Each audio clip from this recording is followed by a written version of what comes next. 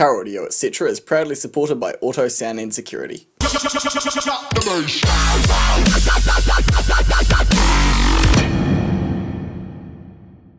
Good morning guys, how's it going? James here from Audio.etc. Today I'm working on a Legacy, not my one, a different one.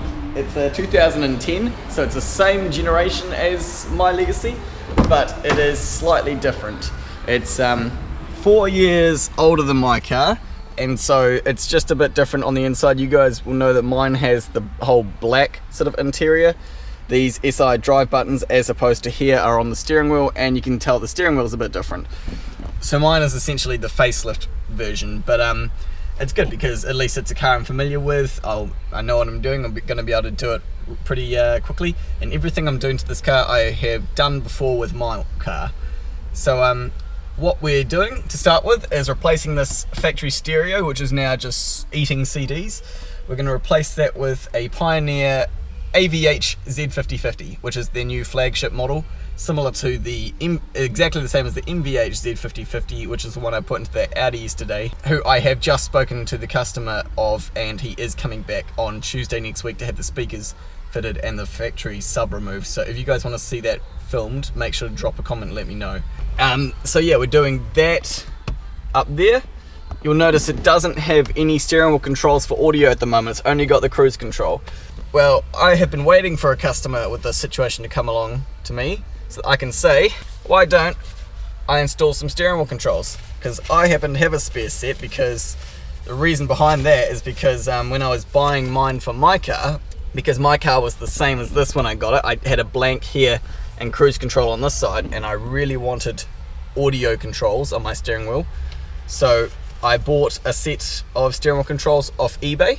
Pretty sure they're actually genuine OEM parts, and they ended up sending the wrong ones down.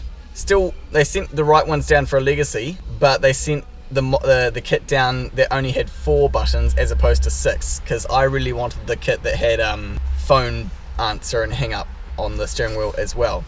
So this is the set that they initially sent here. So you'll see, here's the cruise control side. So you can tell that it's slightly different. Obviously it's got black buttons instead of silver, but I think he's going to be totally happy with that.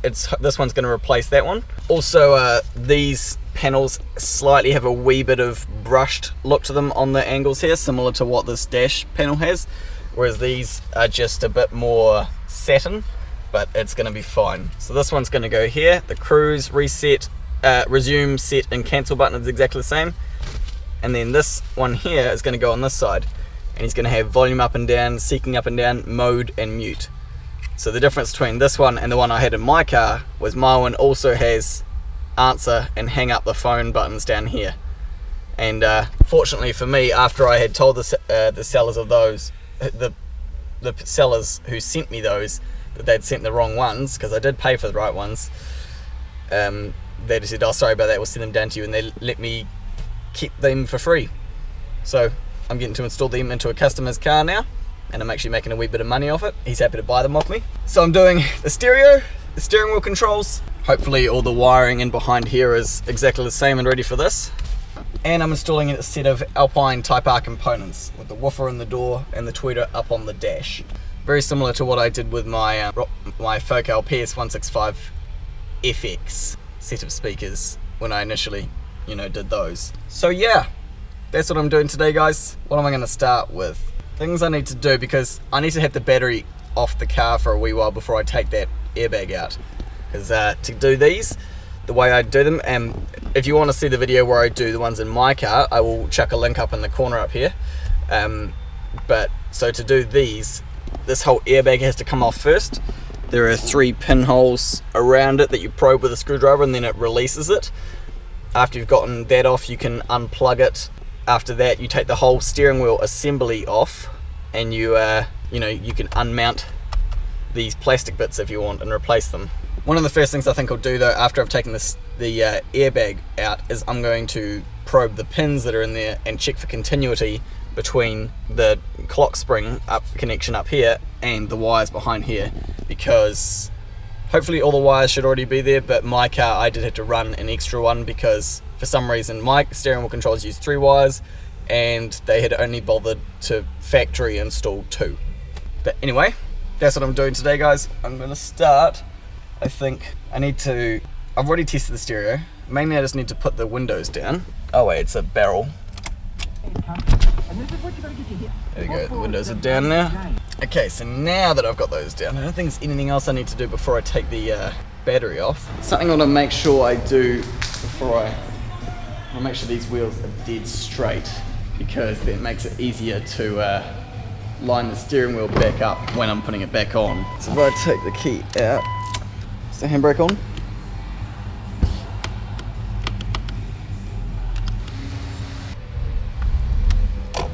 Okay, obviously the steering wheel doesn't have a steering lock in it when the key is out. That's annoying. It's going to make my life a bit harder, but oh well.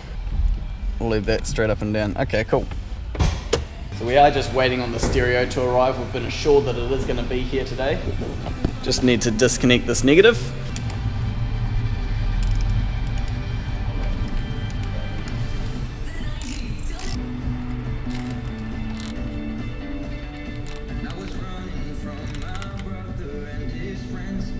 It can stay there. I need that to stay there, not ping back. Take this off. There we go. Now they can sit down there. Cool. And while I'm waiting for all the electricity to deplete from the system, first things first, I'm going to take the stereo out of the gap and the fascia off and the door cards off the car. What's that? So yeah, I'll start taking the stereo out and the fascia off, and I'll take the door cards off the car and get the tweeters out of their tweeter location, and hopefully by the time I've done all of that, I'll be able to start moving onto the steering wheel controls, because the battery will be off for long enough. Cool. Quick time lapse.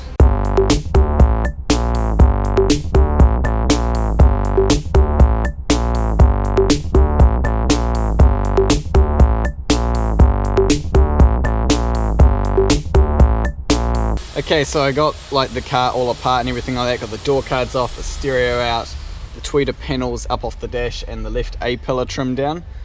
Now I'm going to look again the airbag out of the steering wheel. Oh, wait a minute. This is different to my one. This is different to my thing.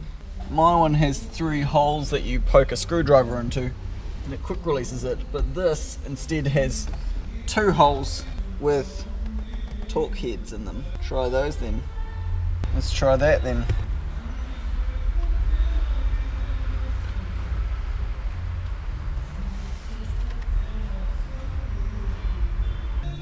Okay, that doesn't want to go anywhere. I'm confused now. I need to do some googling and find out what the deal with this is, because this is different to my car. Oh, that's a 27. Is that the same as? Yeah, I've already got a 27.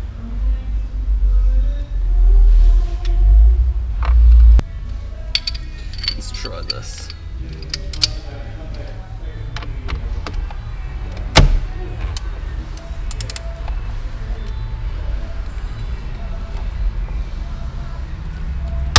Got it. It was torqued in. That's that side. And that one is way easier. Looks like these screws undo and then they stay in their holes, because there's like catches at the ends to stop them from falling out. I wonder if the airbag just comes off now. Oh yeah, definitely feels loose. There we go. Oh yeah, sweet. Well, that's just different to my one. You can see here the sockets that those bolts were going into. My one's just different. It's got 3 like quick release spring pins in it instead. Oh, that's good. So the question is, let's check the steering wheel controls that I've got against the pins that are there. Okay. Well, it's 1, 2, 3, 4, 5. Well, the good news is it's the same plug, and that will just plug into there. Funny, the exact same pins have been used. Well, that should work fine then, I believe. And there's the, I'll try and show you. So there's the big nut in there that I have to undo to get the steering wheel off. Don't know how I'm going to do that, because this steering wheel doesn't have a steering lock. Like on my one, if you turn it with the key off, it locks into position, then you can use a breaker bar against the nut. But I don't know how I'm going to do this. I might have to get Grant to hold it, or I don't know, because I'm going to be turning it that way. Maybe I need to put something under here, face going down, so that when I try and turn it, the wheel can't turn. Don't know, to figure that out. Okay, well I've had the battery off for long enough now, so I can take this airbag out safely. You just gotta get your screwdriver under this little yellow tab and gently make that lift up, and then once that is up, you can carefully pry the connector off like that. And then this little ground terminal here has a little release latch on it as well. There we go. One steering wheel airbag. Don't drop it. Okay, now, surprised that there aren't any extra wires in this plug compared to in that one. So yeah, next step is to get the steering wheel off. Oh, I do need to unplug these two things, because this is the clock spring here. Unplug that, that's the cruise control, and this one here is the paddle shifters. And this little piece of plastic here is the clock spring. You have to be super careful when you're taking this off not to catch on this, because if you yank that clock spring and you somehow disassemble it or break the assembly, you cannot fix them. You have to buy a brand new OEM one, and that's not fun. So I need to get that nut off, which looks like a 16 mil or something like that. Nope. Oh, maybe it's a 17. Yep, it's a 17. Like mine, so I haven't got anything to push against. Does the steering not lock? It doesn't lock. Yeah, it does. No, it doesn't. You just keep turning it. Oh, that was a long way. My one only locked after a few degrees. Sorry, mine's fancier. Yeah, well, I wish it was, because mine's better. Okay, so now what I need to do is take a picture of where the steering wheel is sitting when I take it off. So this is how it's sitting at the moment. When you get the nut off, because it may fall back, but when you get the nut off, you make a mark on the, there'll be, you know, it's a spine. It'll be like this. And yeah. So what you do is you make a mark on both sides, so then you get... Oh, good idea. After the nut's off, yeah. Yeah, yep. After the nut's off, good so idea. then you can see where exactly what part of the spine is it supposed to line up with. So first you break the nut. Like that. Yep, and then what you do is you just loosen it off a tiny bit, and then to loosen the steering wheel off, you do this. There we go, now the steering, because if you do that after the nut is off, you go bonk, straight into your face, you That's rip. what the airbag's there, it's like to save you. Yeah, that's what the yellow wire's there, the clock spring, it saves your face, but it ruins the clock spring, that's what you want, eh Grant? Then you can take the nut off. Okay, now I'm gonna do what Grant suggested and make a little vivid mark so I know where to put it back on. I can't get to the teeth. They're not visible, unfortunately. So I'll just have to, fortunately the teeth aren't too fine at increments. Okay, so now the steering wheel can come off. Be very careful when you do this, if you're doing it, that you do not, whatever you do, pull on the clock spring. There we go. Oh, actually, no, I'm wrong, Grant, they are quite fine increments. Oh, why is it so different to my one? It's the same principle, but it's just done differently. It is a Japanese one. Oh well, sometimes it just takes a few tries to get the steering wheel back on in the right place, so you can get the steering wheel aligned. I can see some marks that I've made there. Do a better job of marking that. So that's if it was to the left, that's with it in line, and that's with it to the right. Oh no, it should be pretty easy for me to get it back on. Fortunately, like, that's one increment to the right. That there is where it should be. And there's one increment to the left, or two increments to the left. So I think I should be able to get this back in line pretty well when I do it, so that's good.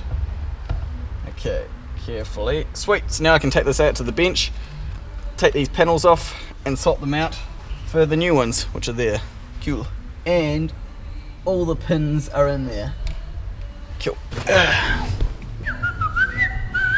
So, first things first, you have to take off the pedal shifters, and then this whole rear shroud can come off, and then you can get the little silver panels off the front.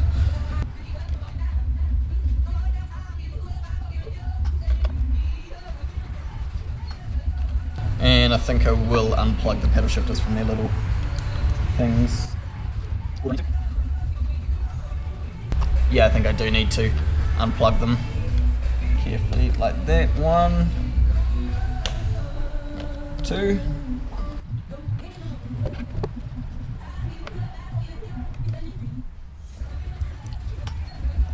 There's that one. That one. And now on the front, possibly like my car, this is different. This one is different. Maybe that shroud just pops off now. My one it did unclip, but I got a feeling this one it might it unscrewed. I mean, this one might just unclip though. Yep, there we go. One side, 2, 3. Here's the whole back part. And now one screw holding in each side. 1, 2. And then it just pops down like that. And this one like that. And now the new one's going. Pop that in to place. Ah, guys, they're slightly different. Uh-oh. No, I thought they were the same. Oh, guys, it's not gonna work. Fudge. To the regular eye, those two are a pretty similar shape, but from the top, they're ever so slightly different at the corner here. Oh no, that's really annoying. I thought it would work. That's his old one. Booger. Yeah, that just... And what about... Oh, and also, this shape here and here are totally different. Oh, bugger, guys. Bugger. That's really unfortunate. Okay, guys. I just spoke to the customer. He's not upset. He's really, really nice. We're just gonna go without the steering controls, unfortunately. I really, really wanted to do them because it's something different. I like showing you guys how to do it. It was cool for the customer to be getting something that his car didn't even come with. And it also was gonna make me a wee bit of money as well. But I mean, that's not the main reason, but still, it's just really unfortunate when things like that don't work out. It's just one of those things, I guess. Like, me and him both went out there to his car and we looked at these things and compared them when we were booking it in, and they looked the same to both of us. But I guess if we really looked really hard, we'd be able to notice minute changes in the overall shape perimeter. And that's just what's made the difference, and unfortunately, it's just not, these just aren't going to go on there. So I'll be holding on to these for a bit longer, I think, until maybe someone with a newer Legacy comes along for me to install them into. And well, for the time being, I'm going to put the whole steering wheel assembly back together.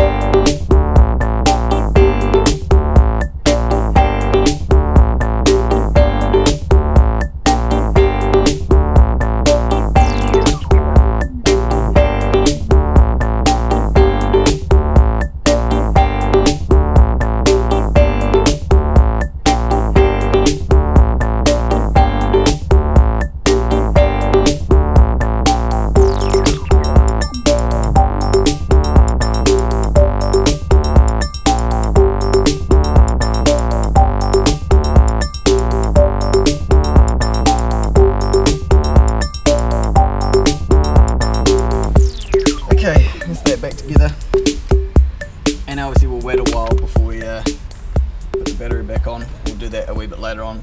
But yeah, that's real unfortunate, guys. Couldn't give him what he wanted, or couldn't give him what I wanted to give him. But you know, sometimes things just don't work out.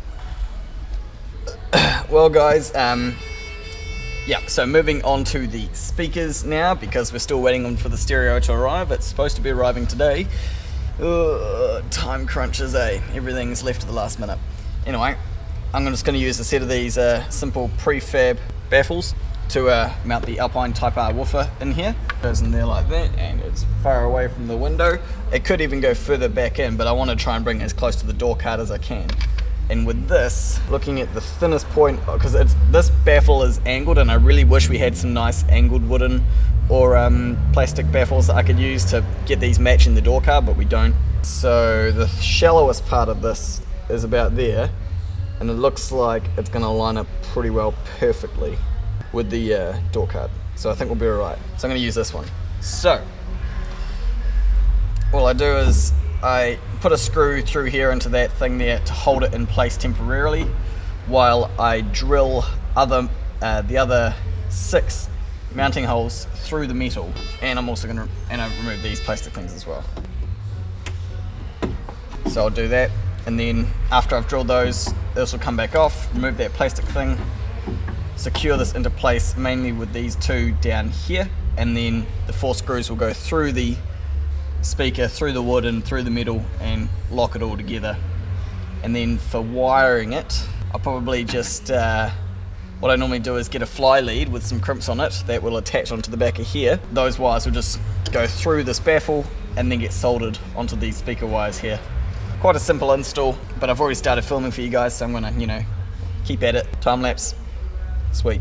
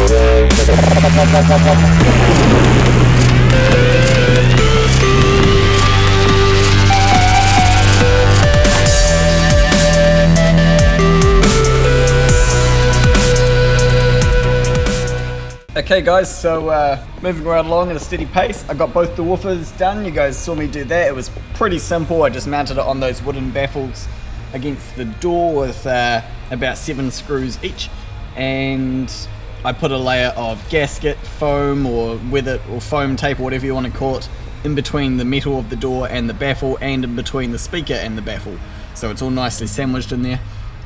Put the doors back on and everything like that. Didn't think you guys really need to see a close-up of that really. But yeah, moving on to the tweeters.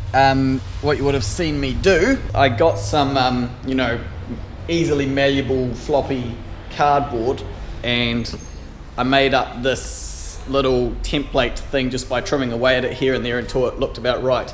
And this perfectly fits down into the space on top of the dash, and I'll be able to keep this for any other legacies that I do tweeters into, because I don't know if I said this before, but this car for some reason didn't come with factory tweeters. The wires are up there and the grills are up there, but there's no tweeters, which is weird. My one had tweeters in it, and the woofers that were in the doors were these ones here, which are exactly the same as what was in my car, and they're not even dual cone, they're just, you know, single base woofer. So I'm not sure if that's normal or not, but anyway, there were no tweeters up there, because what I was going to do was what I had done with my Legacy initially, which was just trace the factory tweeter mounting. But instead I ended up having to make this because that wasn't in there. So I made this, and then I copied it to 2 pieces of ABS plastic because it's nice and thin, because there isn't too much height to play with, you know.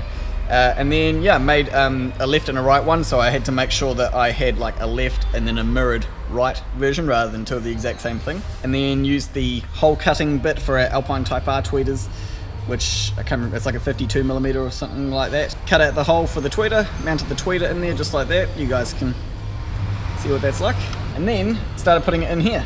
So then I just got the crossover that's stuck on there, the wires for it to go down into here, and you saw me solder onto the factory tweeter wires. Yes, I cut the plug straight off because there was no tweeter in there, so there's no need for the plug to still be in there, because if there's no tweeter in there to begin with, there is zero to bugger all chance of ever needing to plug this plug into something if there's no factory tweeter to go back in.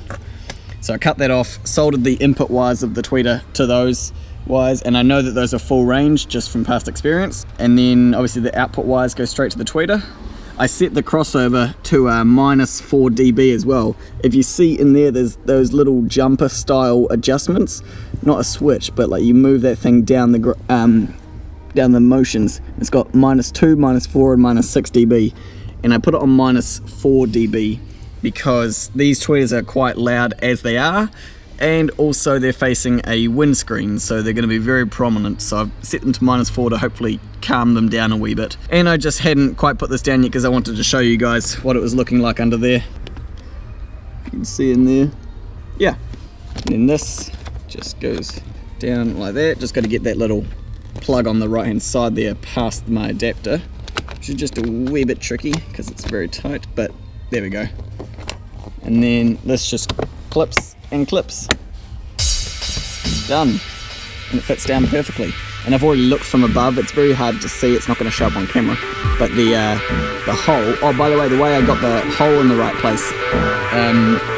When I had this piece of cardboard in there, I put the cover back on and then used a piece of solder, not this one. I cut one with a slight sharp angle and I poked through the center hole of this in the middle of where the cutout is, and marked on the piece of cardboard where the center of the hole that is there is, because not all of these holes that you can see go through. Only like a center circular shape actually allows air through. So I poked through the center one of that and marked this cardboard, which then allowed me to transfer that and get the center point on the mounting pin. So the tweeter lined up perfectly. Oh, and the screws that are holding the wheel panel down are actually Subaru screws. They went in there, but I have some spare ones left over from my car that I am no longer using, or from other jobs that I have, salvaged them from when they weren't needed. And so I was able to actually put the same style of silver big wide head 12 gauge or 10 gauge screws in there. So proper Subaru screws, premium. That's good to go. I can't put this back on yet because I still have to do the microphone for the stereo, which has arrived, fortunately. But now I'm just going to quickly do the driver's side tweeter, which shouldn't take too long, and then I'll be moving on to the stereo. It's actually coming together quite easily, quite nicely. Really wish I could have gotten those steering wheel controls done. Would have just added a different element to the job, But oh well, c'est la vie. Yeah, let's do the right tweeter.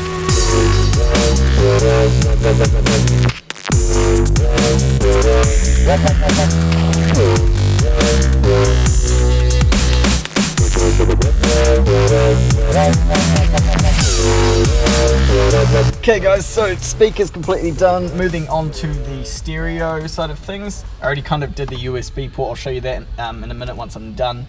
And so I've got my harness for the stereo, a hookup lead which is going to there. Those ISO plugs will get chopped off and the two soldered together. I've got an aerial adapter lead and then an aerial extension lead as well, because for some reason in this car the aerial lead literally is all the way, that's as far up as I can pull it.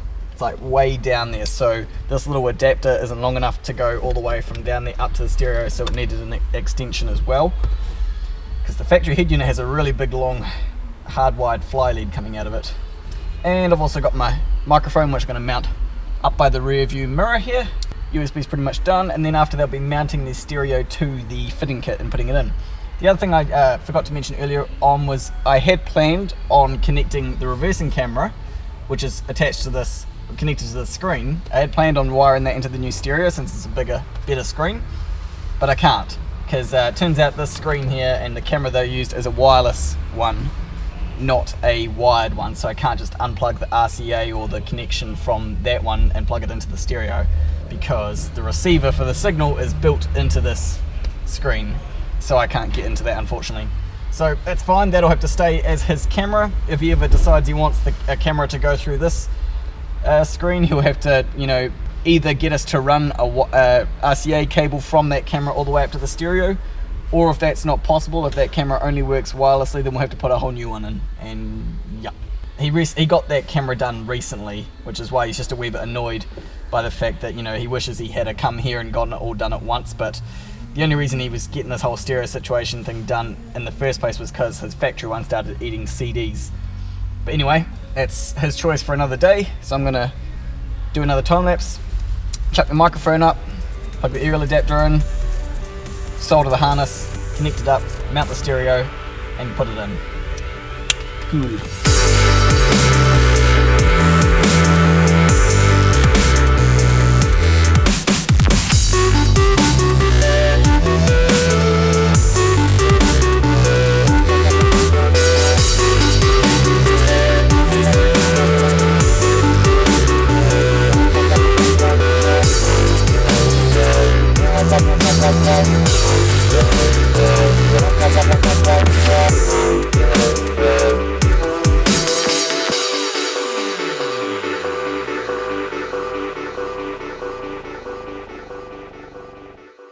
Okay guys, it's finished. You may have noticed in the time lapse I've already done a bit of preliminary tuning, and I quite like some of the new settings that they've got in these new Z5050 stereos, because these stereos are these are the kind of the successors of the AVH5050bt, which is the stereo I have in my car.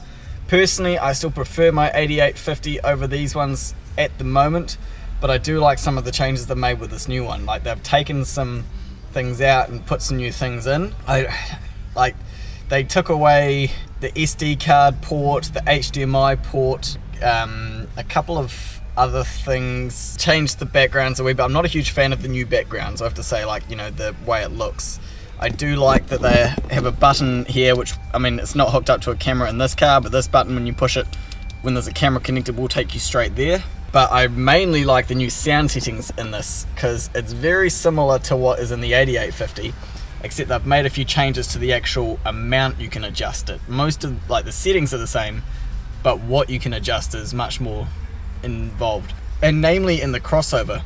So now the crossover is it's got a lot more range to it. Like, for instance, the speaker high pass filter can now go all the way down to 25 Hz.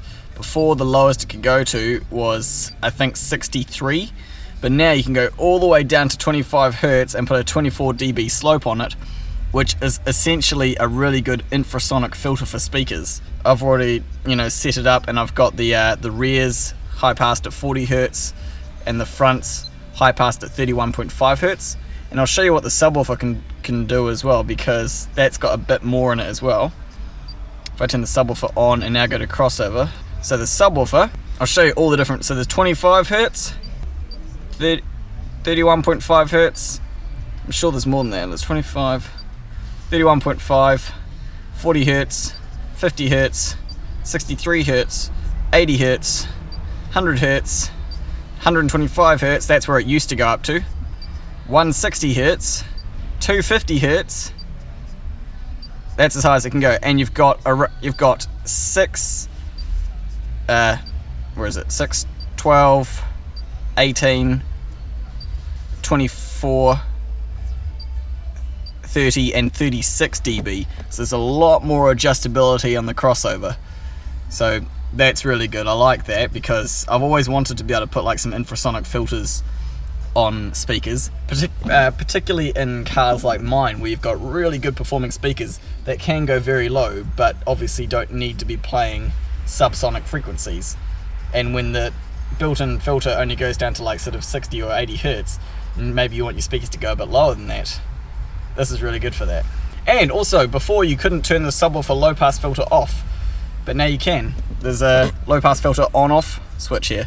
So now you can actually play full range into your out of the subwoofer pre-out on this. Speaker level, I've adjusted that a wee bit to make it balance out a bit better. I've set up the time alignment and the speaker level to sound, you know, good for the driver's position. I adjusted the distances between the listening position of the driver and the individual speakers, and I adjusted the volumes of each individual channel as well to make it all balance out a bit better. Because at the moment, because There's definitely more clarity up the front and more clean bass, but there's still that really, that really prominent reverby mid bass that comes from the rear speakers, because that's what factory speakers are made to do. They're made to reverberate at that kind of really prominent mid bassy frequency, which kind of overpowers everything. So I've tried to turn them down a wee bit just to adjust that. They've also put in like save settings, load settings. You can take things between cars now. They've put bass boost back in. Not that I will ever use it, but it's in there now. Bass boost. Oh, rear speaker output. Interesting. Now, that's new. I wonder if that's to do... I know what that is. So now these stereos, when you first power them on, you can choose either standard or network mode.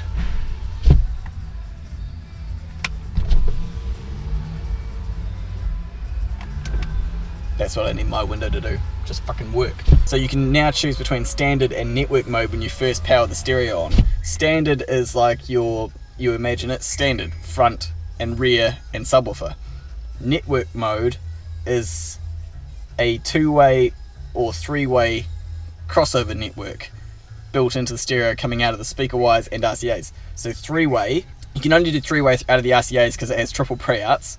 So you'd have the front RCA outputs would be like your tweeter outputs going straight to your amp without the need for a DSP or a crossover on the amp.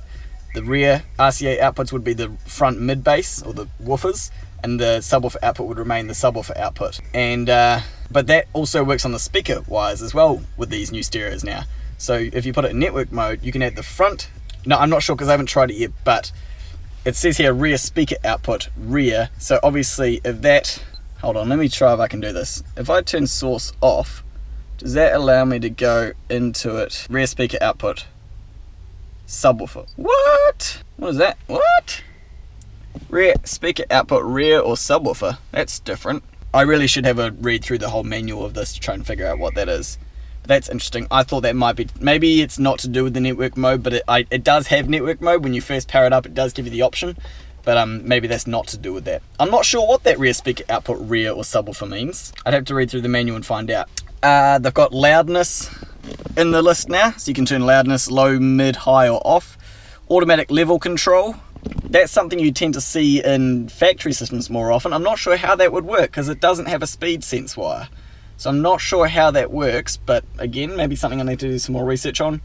And I played with it before. It has off mode 1 and mode 2, and the sound retriever is also new in here again, and it's got off mode 1 and mode 2 as well. So there's definitely some new sound settings built into these new stereos, which I quite like. So sound wise, it must be a bit more spec'd out than the 8850. Ugh, just trying to decide whether to do the upgrade or not. I really like having the SD card, and it's not like I could go without the SD card and then have a memory stick with FLAC files and then the phone for CarPlay, because these stereos now only have one USB input. The 8850 had two, one for Android Auto, one for Apple CarPlay. Both of them work with memory sticks as well as an SD card input, whereas this just has one USB that does all of it and no SD card. And no, I really like having SD card input because it means I can have music on it loaded in behind the screen without having to worry about that. Oh, does it have auto EQ? Please connect the microphone for measurement. When finished, push the home key. That's weird, because behind here, no, there's no port for a microphone in there. Oops. I wonder how that works, because on my one, the microphone auto EQ system is in behind the screen, so I'm not sure where it, maybe it's on the back of it and I just didn't notice. Oh well. What else is new? DVD, so there's not much else new to do with it because everything else is mostly sort of standard settings. Input output settings. USB MTP, I don't know what that is. AV input, it's only on or off. It can no longer take two cameras. That's something else that it wouldn't be able to do if I upgraded to the stereo. So on my one you can choose AV input to be off, on, or as a second camera input, and in here it's also got a second camera on and off as well. So there's some things that have just been taken out of it that I actually use more than I think what a lot of people do. So I'm not inclined to upgrade just yet. AV source settings, Spotify. I mean, it does have Spotify and Pandora as a source. So we got radio, TV, that doesn't work. Disc, Bluetooth audio, Pandora, Spotify, USB, iPod. They've got them listed as separate sources for some reason, even though it goes through the same port. Auxiliary, AV input, camera view input, source off and power off. So there's less sources than what even my one has, I think. Well, I mean, it added Pandora and Spotify. To be perfectly honest, I don't know what the point of the Pandora and Spotify sources is on this stereo, because wouldn't you just play it through Bluetooth audio anyway? I guess if you wanted to browse it, but you can do that in Carplay. So if it's plugged in, you could do it over Carplay anyway. Maybe Androids don't allow those sources to, maybe do any of you guys know who have Android and Android Auto if you can play Pandora and Spotify through that? Because I know it works with Carplay. I'm just trying to figure out why they bothered to put them in here as sources, because when you click on them, you click Spotify, it just says no device, so I don't know if that means it has to be USB or it's got a little Bluetooth logo down here. I'm not sure what that's about. Pandora, it still just says no device, so I'm not sure. I need to do some reading really, don't I? But yeah, some interesting things about the new stereo. You can rearrange this, so let's make this logical, shall we? Put iPod up here, and pretty much everything else won't get used, and then we'll just put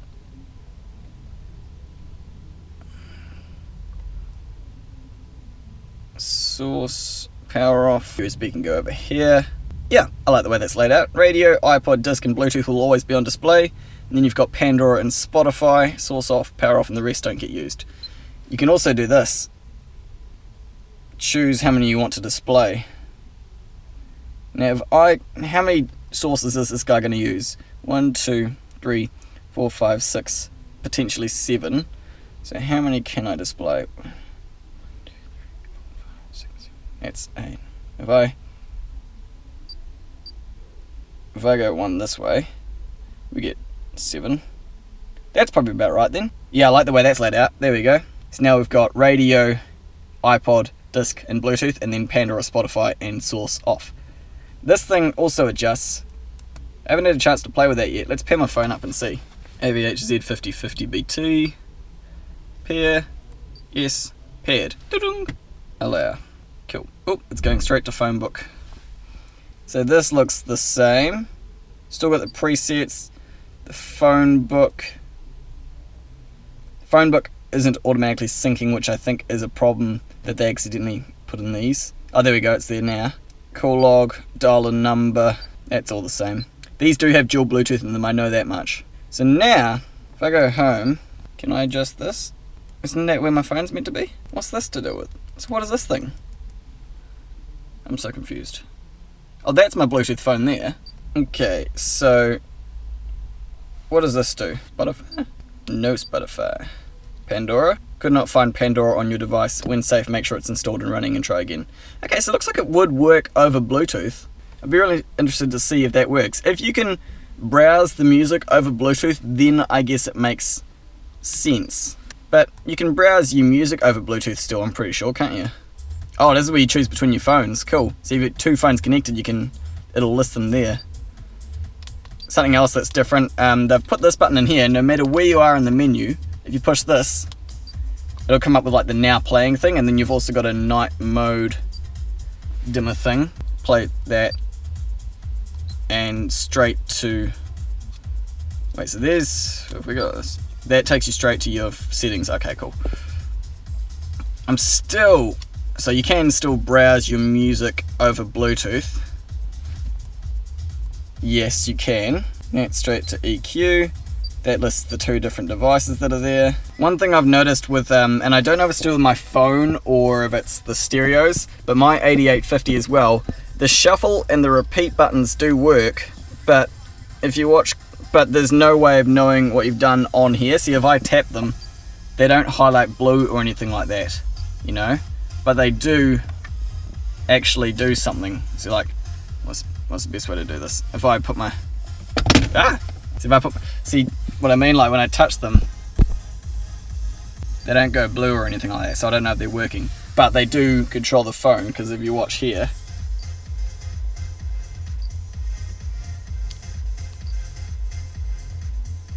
oh wait, the repeat button doesn't do anything. Oh, it just turns it from repeat all to repeat 1. Oh, okay. But this one, the shuffle does work. Yeah, this is one nitpicky thing. I don't know, it might be my phone, I'm not sure. But I'm gonna pause the video for a minute and try and read up what the hell is this thing meant to be. Like, it looks like it can be adjusted as well, but I don't know what it is. Okay, I think I might have figured it out, but I'm not 100% sure. Got a feeling that thing on the bottom left there is for, it's like a dynamic source, so it changes depending on what you got plugged into it, whether it's like app radio, Apple CarPlay, Android Auto, maybe a navigation system. So I'm going to try plugging in Apple CarPlay and see what happens.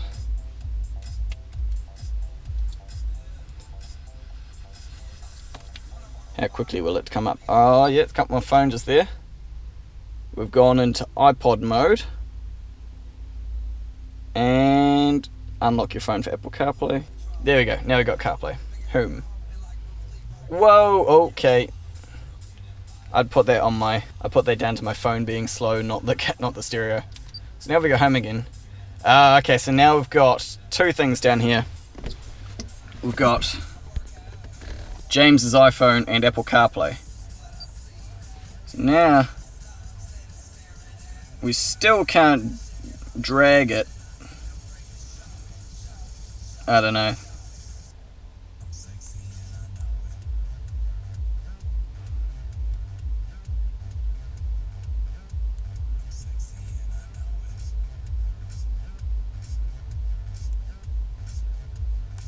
What does touching it do? Oh, okay. Apple CarPlay, app radio. Whoa. That. What did that do?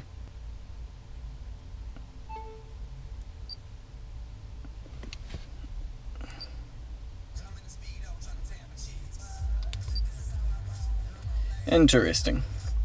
What happens if I need to download Spotify and Pandora real quick from the App Store, I think, and see how they work with this car. I don't really have a Spotify or a Pandora account. I just want to see how they work on the stereo and what shows up, you know. Actually, all I have to do is go Spotify, download from the cloud, Pandora. Now that Pandora is the jewelry Pandora. Where is the Pandora music? You'd think it would be the top one. It's not this one, is it?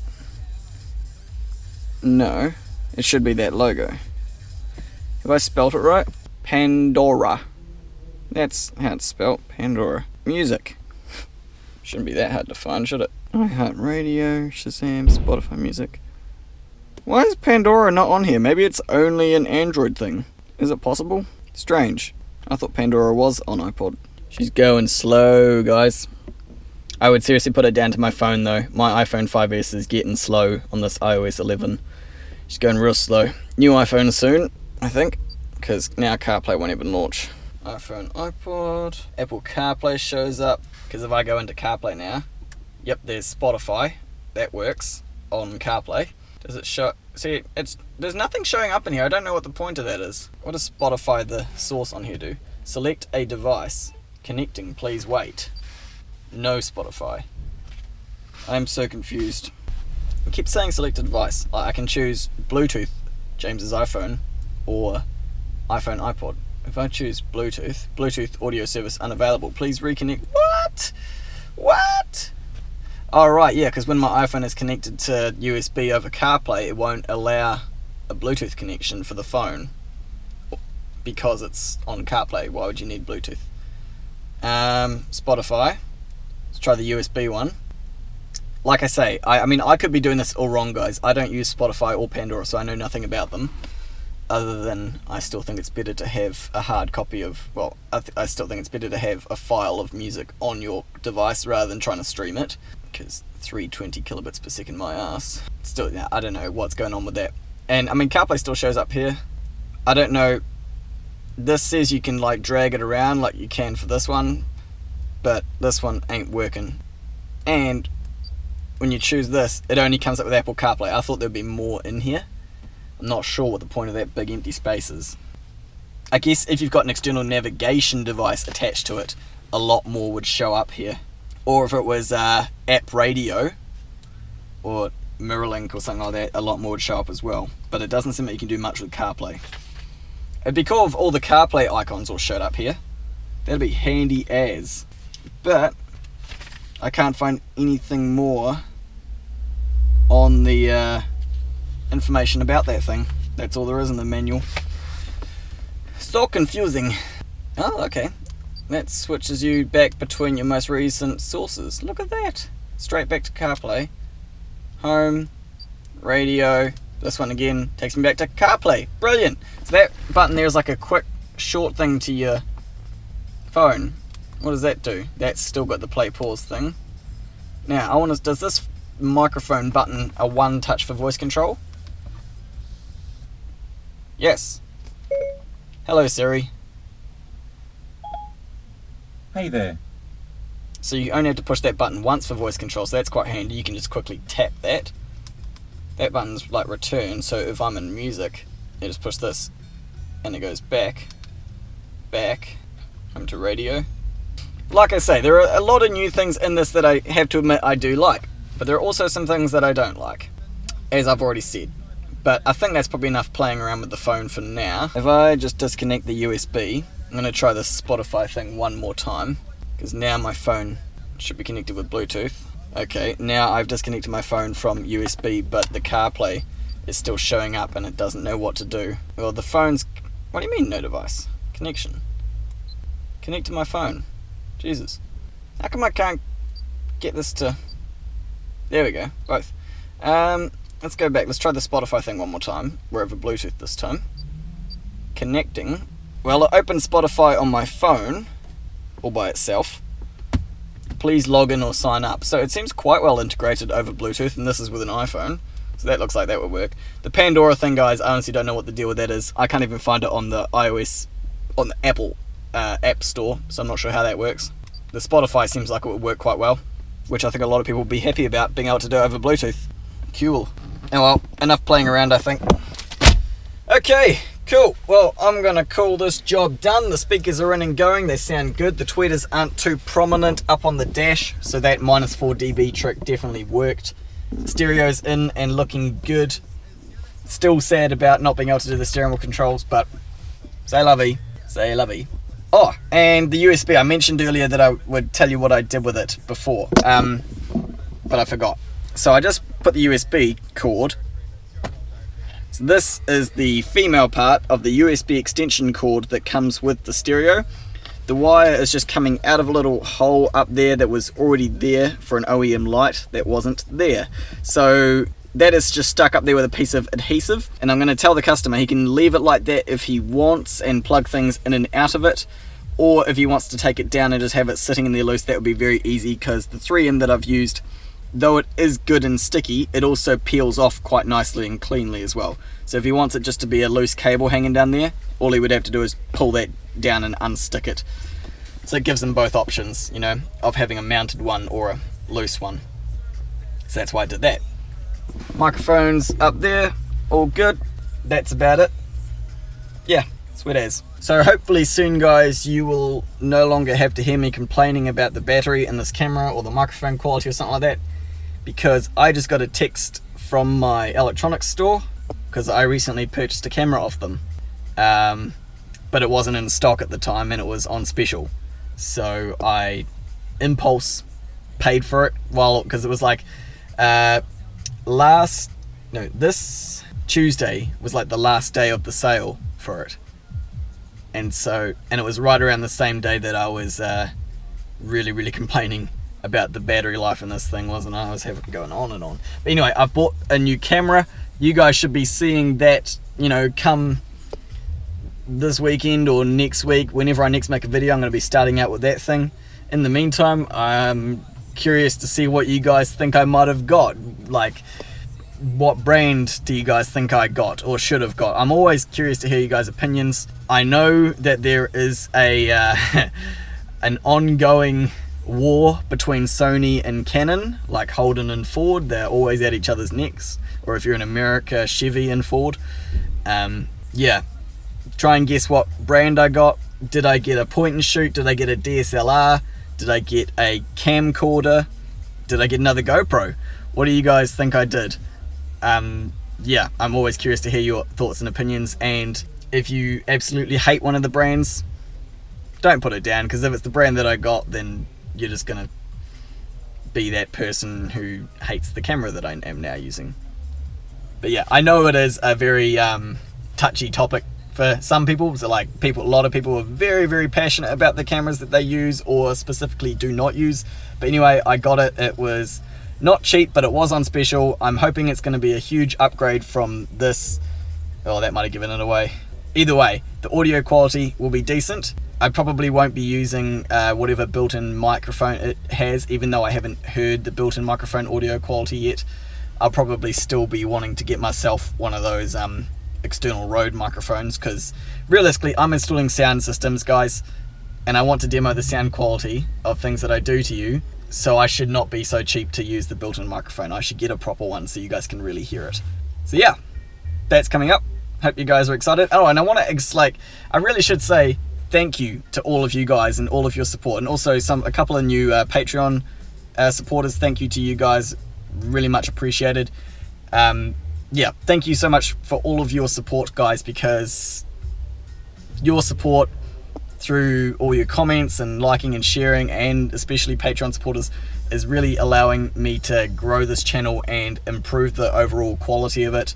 Hopefully bring out maybe some more interesting videos. As you know, it is kind of relative to what work I'm able to book or get done here. But there's always other things I can do in the meantime, like working on my car, finishing up on Jess's car. I know a lot of you guys have been asking about the subwoofer box for Jess's RAV4. I still haven't gotten around to it. It's on the back burner. She's not hugely bothered by subwoofer bass. She's not as, into it as I am, but she still would like it, but it's not a huge deal for her not having it, so it is on the back burner. One of those days when I've got absolutely nothing to do, maybe if I remember, maybe I'll tackle the subwoofer box for her. But yeah, thank you guys so much for all of your support, because it has really, I don't know, meant a lot to me. I really enjoy this now. And I actually want to not make an ultimatum, but maybe do one of those typical things that YouTubers do, where they say, if we can do this, then I'm going to do that sort of deal. So this may be a long shot. I know it's a lot harder when it's a younger channel like this one is, but if I can get to 10,000 subscribers by the end of this year, so midnight, 31st of December 2017, I won't be doing like a live stream or anything like that, but if I can get to 10,000 subscribers by then, I will fork out and finally buy the SMD tools that I need. I was thinking of getting like just a full pack, but realistically I don't need the AM1, which is the one with the hole through the middle for measuring real-time wattage. I don't do enough big SPL stuff, guys, to really justify that one, but I will definitely get a DD1, a CC1, and an SG1. That signal generator looks so awesome. I would love to use that thing, and the DD1 on almost every amp install I do. I'm so keen to get those, but they are expensive. So that's why I'm saying, if you guys can help me get there by the end of this year, I'll fork out and buy them. Yeah, so share this channel around, get your friends to like it. Like as many videos of mine as you can. Just click the like button, it's free, because doing that makes YouTube think that my videos are awesome, and it starts showing it to more people on the related videos section. So hit the like button. Over and over again doesn't help. Just hit as many like buttons on all my videos as you can. We'll try and get this channel to 10,000 subscribers, and I'm really hoping that by that point it's almost going to be self-sustaining. Like, I've been talking to some people recently, like who are either in YouTube or have friends in YouTube, and people have been telling me that once you really hit 10,000 subscribers, that's when it really sort of starts going for itself, you know what I mean? I'm so excited. I hope we can do it. Look forward to the new camera. I will do maybe an unboxing video if that's something you guys are into. I know it's not car audio, but if you're into it, maybe let me know that in the comments. I'll at least do an unveiling of the camera, and show you guys. So yeah, that's everything from me today, guys. Have yourselves a good weekend. I'm not sure when I'm going to see you next. I'm not sure what work we got coming up next week, but I've still got to do some sound editing in the roof of my Legacy, so there's still that to come. So yeah, as I said, thanks for having a good weekend. Have a good weekend, guys. Thanks for watching. Choose to be happy, and I'll see you when I get my new camera, which I'm going to pick up today. Kite Ano. Also, just quickly before I go, guys, I wanted to say that I am changing the Patreon reward system around just a tiny bit. it's only a good thing for you guys. What I'm doing is I'm making every single person who's a Patreon of mine, a patron, in the credits. You'll be in the credits. So the $1 tier and up is in the credits, and I just have to think of what I want to do with the $5 tier. So if any of you guys want to get your names in the credits, and you aren't already a patron of mine, it's no longer going to be a $5 a month thing. You can do it for $1 a month. You can be in the credits of my show, every single video. So as I just said in the car, thank you for watching. Choose to be happy. Hope you like how the new camera looks, and I'll see you next time. Oh, I just saw my hair. Ugh, I need a haircut. Kite Ano.